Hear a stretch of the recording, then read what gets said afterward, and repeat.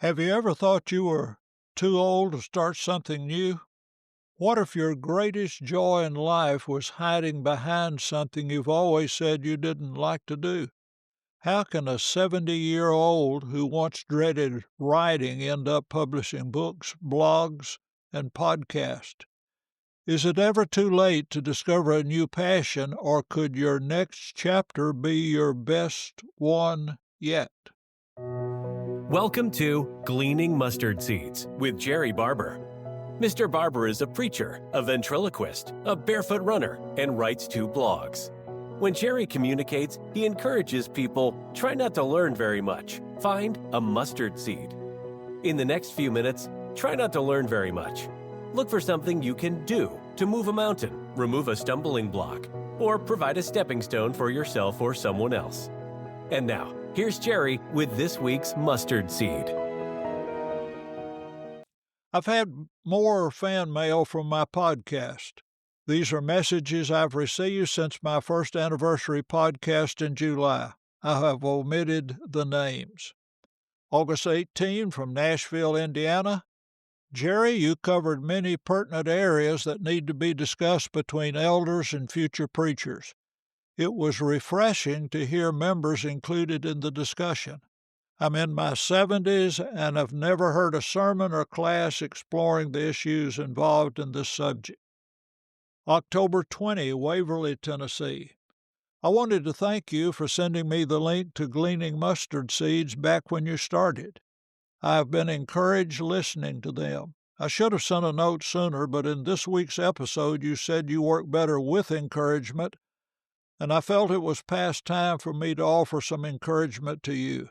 I like the short and to-the-point lessons and look forward to hearing them every Monday. Sometimes it's late when I get to them, and sometimes time gets away and I have to do some catching up, but I always enjoy them. May God continue to bless you and your family in the work of the kingdom. October 31 from Pennsylvania. Good afternoon. I attend a congregation in central Pennsylvania.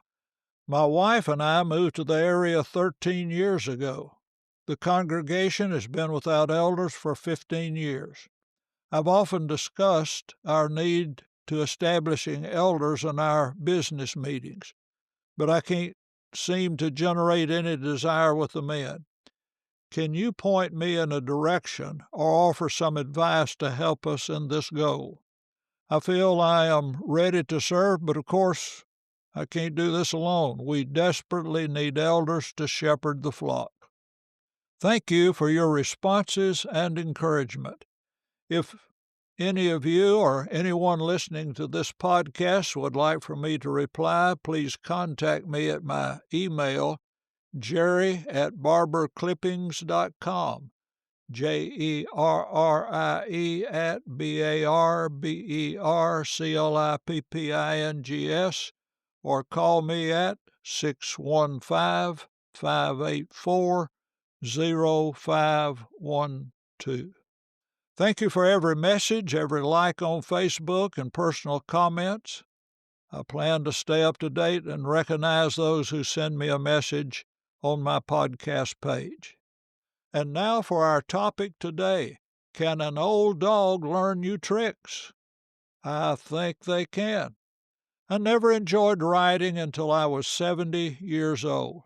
I didn't like writing term papers in high school and college. I put off starting the research until the last week and wrote them the night before. On Thursday, before they were due, I'd go swimming that night. I'd buy one Coke to split between Gail and me. I'd start writing about 10 o'clock. I'd write a page and Gail would type it. That process went on until about 5 in the morning. I'd go to bed and sleep until Gail finished typing the last page. At that point, she woke me up. She refused to type the bibliography. I typed the bibliography, went to class, turned in my term paper, played tennis, came home, went to bed. In my preaching, I enjoyed studying, preparing sermon outlines, and delivering the message. I just didn't like writing one sentence after another and one paragraph after another. However, throughout my ministry, I wrote an article for the bulletin each week. For 11 years that I preached in Dalton, Georgia, I had an article in the newspaper office by 5 o'clock each Wednesday afternoon and never missed a week. I read somewhere years ago that a person should do something every week they didn't like doing but needed to. Those were my two projects each week that I didn't like doing but needed to, and I found them profitable. J.C. and Betty Choate visited the Central Church in Dalton while I was there. He asked me what I was writing. I told him I didn't like to write. He asked me about bulletin articles or newspaper articles. I described both of those. He asked me to send a copy of my newspaper articles. He printed the book, What Does the Bible Say?, in India in 1981. He did the second printing in the United States. Brother Choate printed Volume 2 with the same title with more articles in 1999. I led my first New Shepherds Orientation Workshop for the Fairlane Church in Shelbyville, Tennessee in November 2013. I started a blog, New Shepherds Orientation and Seasoned Shepherds Revitalization, in January 2015 to promote and supplement that workshop.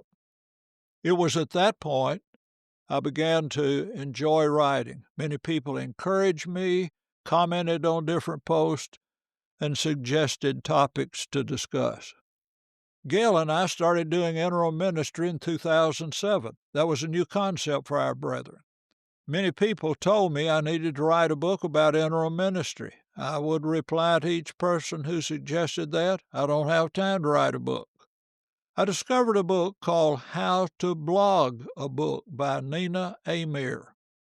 What I learned from that book, I didn't think I had time to write a book, but I could write 500 words every 2 weeks. I outlined what I'd like to discuss in a book about interim ministry. I started the Between Preachers blog in January 2016. A book by that same title was published in January 2020. It's available in hardcover, paperback, Kindle, and audiobook. I'll put links to these in the show notes. A couple of years ago, our daughter, Christy Parsons, and her son, Braden Parsons, suggested that I start a podcast. My first reaction, I don't want to do it. But after thinking and talking some more, I took an online course called Audio Books Made Easy. I decided I'd enjoy podcasts. This is episode 78 of something I at first didn't think I wanted to do. Incidentally, I do much of my writing for blogs and podcast scripts by dictating into a word processor. I use Apple Pages. I say what I want written and have to do relatively little editing. I can speak faster and easier than I type. My experience is that an old dog of 80 years old can still learn new tricks. Thank you for listening to Gleaning Mustard Seeds with Jerrie Barber. If you found a mustard seed, send a text or email with the link to a friend. This podcast was brought to you by Gail Barber's book, Fleecy Clouds, One Woman's Story of Surviving and Thriving After Childhood Abuse, by Gail Champion Barber and Alice Sullivan.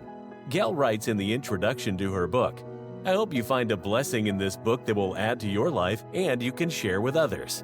A difficult beginning didn't ruin the remainder of my life, and it doesn't need to ruin yours either. You can order your book from Amazon. There is a link in the show notes. Thank you for listening. Jerrie looks forward to next week as we continue to collect and plant mustard seeds.